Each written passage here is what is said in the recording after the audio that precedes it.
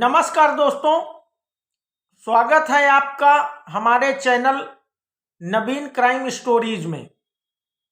आज हम ऐसी दिल दहला देने वाली घटना की बात करेंगे मित्रों, जिसने हमारे जिले फतेहपुर को झकझोर कर रख दिया है। एक ऐसी घटना जहां रिश्तों का खून ही नहीं हुआ मित्रों, बल्कि 3 जिंदगियां तबाह कर दी गईं। दोस्तों, हम बात कर रहे हैं फतेहपुर के हसवा कस्बे में हुए उस भयावह दोहरे हत्याकांड की, जिसने कई सवाल खड़े किए। इस घटना की पूरी कहानी जानना बेहद जरूरी है मित्रों, और आज हम इस घटना से जुड़े हर एक पहलू को खंगालेंगे। दोस्तों, यह घटना है 16 जनवरी 2026 की फतेहपुर जिले के थरियाव थाना क्षेत्र का हसवा कस्बा, और इस घटना के मुख्य आरोपी दिलदार कुरैशी 35 वर्ष।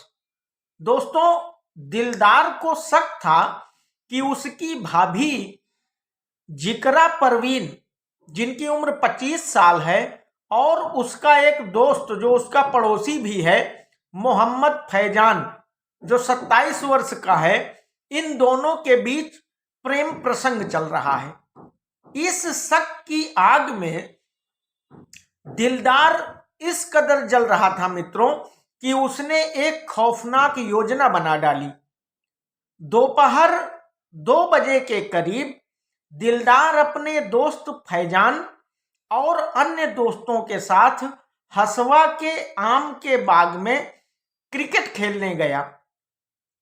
और यह एक सामान्य दिनचर्या थी, लेकिन दिलदार के दिमाग में कुछ और ही चल रहा था मित्रों। जैसा कि पुलिस जांच और मीडिया रिपोर्ट्स बताती हैं कि दिलदार ने उसी दिन हसवा बाजार से एक धारदार हथियार चापड़ खरीदा था। इसे उसने अपनी कमर में छिपा रखा था। खेल खत्म होने के बाद बाकी दोस्त तो अपने अपने घर चले गए मित्रों, लेकिन दिलदार और फैजान वहीं बाग में ही अकेले रह गए। मौका पाकर दिलदार ने फैजान पर चापड़ से कई वार किए, उसके गले को रेत दिया। फैजान वहीं जमीन पर गिर पड़ा और तड़प तड़प कर फैजान की मौत हो गई मित्रों। फैजान को मौत के घाट उतारने के बाद खून से सना चापड़ लिए दिलदार सीधे अपने घर पहुंचा। घर पर उसकी भाभी जिकरा परवीन और बहन मन्नू मौजूद थी। दिलदार ने भाभी जिकरा परवीन पर भी बेरहमी से चापड़ से कई वार किए। उसके पेट और पीठ पर चाकू घोंपा और फिर भाभी का गला रेत दिया। जब बहन मन्नू अपनी भाभी को बचाने आई तो दिलदार ने उस पर भी हमला कर उसे भी गंभीर रूप से घायल कर दिया। दोस्तों, परिवार के अन्य सदस्य उस समय काम के कारण बाहर थे। हमले के दौरान चीख पुकार हुई, लेकिन पड़ोसी शायद इस चीख पुकार को सुन नहीं पाए। दिलदार ने दोहरे हत्याकांड को अंजाम दिया और बहन को मरणासन्न कर दिया। इसके बाद उसने चापड़ को घर में ही छिपा दिया और सीधे हसवा पुलिस चौकी पहुंचा, जहां उसने खुद को पुलिस के हवाले कर दिया। दोस्तों, इस बीभत्स घटना में 2 जिंदगियां चली गईं और एक बुरी तरह घायल है। फैजान रायबरेली में कपड़ों की सिलाई का काम करने वाले रुआब उर्फ राजू का बेटा है। दोस्तों, परिवार के लिए फैजान बड़ा सहारा था। 1 महीने बाद उसे सऊदी अरब जाना था, जहां से वह अपने परिवार के लिए बेहतर भविष्य की उम्मीद जगाने वाला था। लेकिन दिलदार के वहम ने फैजान की सभी उम्मीदों को खत्म कर दिया। उसके पिता और मां शकीला बेगम दोनों का रो रो कर बुरा हाल है। दोस्तों, जिकरा परवीन फतेहपुर शहर के पीरनपुर मोहल्ला निवासी फकीरे और तहरुन निसा की बेटी है, जिसकी शादी 13 जून 2019 को दिलदार के बड़े भाई मोहम्मद आमिर उर्फ बबलू से हुई थी। उसकी 3 मासूम बेटियां हैं मित्रों, जिनकी उम्र अभी बेहद कम है। इन बेटियों ने न सिर्फ अपनी मां को खो दिया मित्रों, बल्कि उनके मामा ने ही उनकी मां की बेरहमी से हत्या कर दी। जिकरा के पिता फकीरे बताते हैं कि घटना के कुछ घंटे पहले ही जिकरा ने उन्हें फोन कर कहा था कि उसे अपने साथ घर ले चले।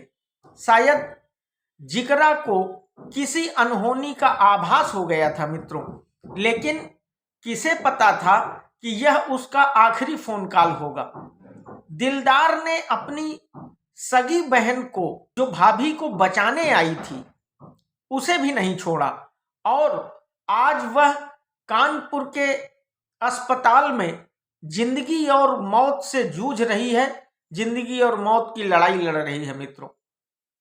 दोस्तों, ये सिर्फ नाम नहीं है जो मैंने आपको गिनाए, बल्कि ये वो लोग थे जिनके अपने सपने थे, अपना परिवार था, अपनी जिंदगी थी, जो एक झटके में खत्म हो गई।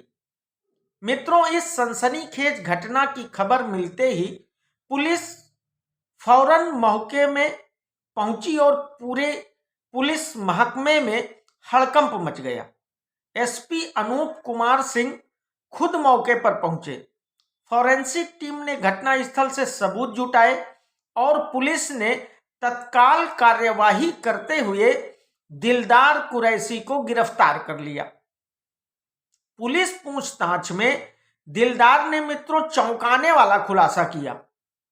उसने बताया कि उसे शक था कि भाभी जिकरा और उसके दोस्त फैजान के बीच प्रेम प्रसंग चल रहा है। कुछ मीडिया रिपोर्ट्स के अनुसार तो मित्रों दिलदार ने यह भी कबूल किया कि उसने कुछ दिन पहले दोनों को आपत्तिजनक स्थिति में देख लिया था। दोस्तों, दिलदार को इस बात पर भी गुस्सा था कि उसकी बहन मन्नू इस कथित प्रेम प्रसंग में अपनी भाभी का समर्थन करती थी। यह बात उसके गुस्से को और बढ़ा रही थी। मित्रों, पुलिस के अनुसार दिलदार ने चापड़ खरीदने से लेकर हमले तक की पूरी योजना बनाई थी। उसने पुलिस को बताया कि या अल्लाह, मैंने मार दिया, अब कोई गम नहीं। यह बयान उसकी मानसिक स्थिति और इस अपराध के प्रति उसके किसी भी पछतावे की कमी को दर्शाता है। उसे कोई पछतावा नहीं था कि उसने दो जिंदगियां बर्बाद कर दी और अपनी सगी बहन को इस स्थिति में पहुंचा दिया कि वो बचेगी या नहीं बचेगी। पुलिस अब इस मामले की तह तक जाना चाहती है। फैजान और जिकरा के मोबाइल फोन की सीडीआर निकलवाकर जांच की जा रही है, ताकि यह पुष्टि की जा सके कि क्या वाकई उनके बीच कोई संबंध था या फिर यह सिर्फ दिलदार का वहम था, जिसकी वजह से उसने इतनी बड़ी घटना को अंजाम दे दिया। दोस्तों, जांच में यह भी सामने आया कि दिलदार का बड़ा भाई मोहम्मद आमिर उर्फ बबलू एक हिस्ट्री शीटर है। दिलदार खुद भी उसके साथ मध्य प्रदेश में पशु कारोबार का काम करता था और 6 महीने पहले ही वह मध्य प्रदेश से अपने गांव लौटा था। दिलदार के खिलाफ भी पहले से ही कई आपराधिक मामले दर्ज हैं मित्रों। पुलिस ने पीड़ित पक्ष की तहरीर पर मुकदमा दर्ज कर लिया है। आरोपी को जेल भेजने की तैयारी की जा रही है। दोस्तों, यह घटना सिर्फ एक आपराधिक मामला नहीं है, बल्कि समाज में गहरे बैठे कुछ गंभीर मुद्दों को भी उजागर करती है। अक्सर प्रेम प्रसंग या अवैध संबंधों का शक एक व्यक्ति को इतना अंधा कर देता है मित्रों कि वह बिना किसी ठोस सबूत के हिंसा पर उतर आता है। यह घटना उसी का एक भयावह उदाहरण है। दोस्तों, किसी भी रिश्ते में शक और गलतफहमी को हिंसा से नहीं बल्कि संवाद से सुलझाया जाना चाहिए।